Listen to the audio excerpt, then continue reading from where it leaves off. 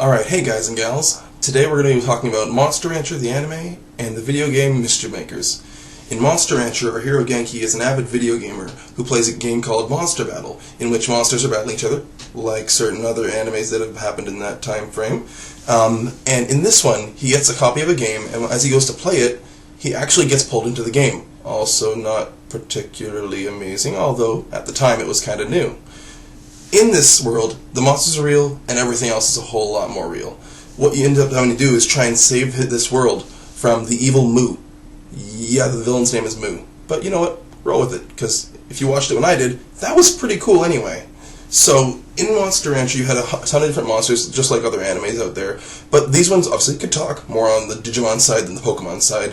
Except they had some very interesting monster types. There's Suezo, which is pretty much just a giant eyeball with one arm that it stands on, made of glue or clay kind of looking thing. So it was weird, but it was cool.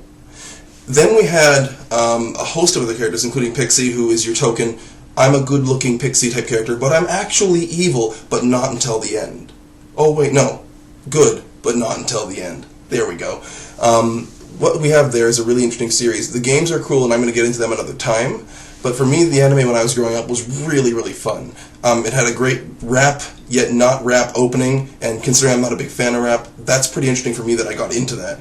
But it was definitely a fun series. The characters were all pretty inventive at the time. You had some cool battles. The animation wasn't bad, especially for its time. On the other side of things, we have the game Mischief Makers. So Mischief Makers came out actually the same year. These both anime and game came out in 1997. Mischief Makers was a Nintendo 64 puzzle platformer, and it was it was a weird game. It was a very weird game. You play a robot, android, cyborg, whatever it may be, named Marina Lightyears. You were created by another doctor, so it's kind of like Mega Man, but not really Mega Man in any way, shape, or form.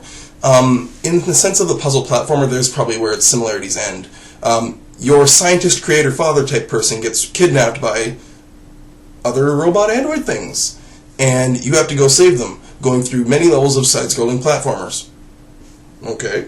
The weird thing and the cool mechanic about this was shake, shake, which sounds really silly, but it was. You would shake things in order to get through. So as an example, there might be a little thing that will launch you, kind of like a giant spring ball, and you'd shake it and you'd go flying off in a direction, and you'd use this ability to get through things. You could pick up enemies, shake them, and huck them out of the enemies. And the whole world had this crazy, like, it's 2D, but you almost feel like there's a bit of depth behind it, and it looks weird. Even the good guys looked kind of weird.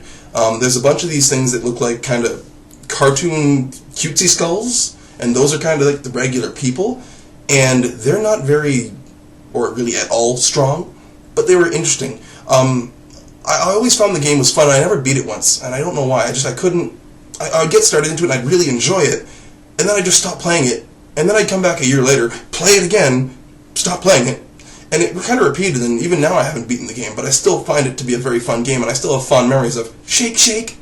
With both Monster Rancher and Mischief Makers, there are things I kind of did in the same year, but I actually watched Monster Rancher pretty much through for the stuff that was shown, at least here in Canada.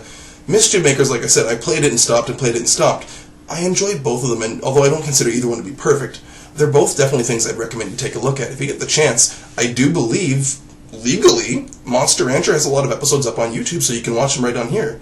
As for Mischief Makers, it's a little harder to come by. I mean, you need a working Xbox. Apparently, I just flew it way into the future. You need a working Nintendo 64 to play the game, and you have to find the game itself. However, who knows, there may be mods out there or ROMs out there you can play on the computer to get a feel for it. They're both really neat, and I recommend both of them. If you get the chance, take a gander or a play.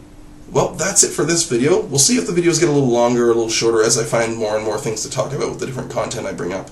I'm also thinking about doing maybe some cartoons, not just anime, as well as even TV shows, depending on, once again, how much I think that they're relevant to me and to what I want to show you guys. Well, that's it for today. See you later.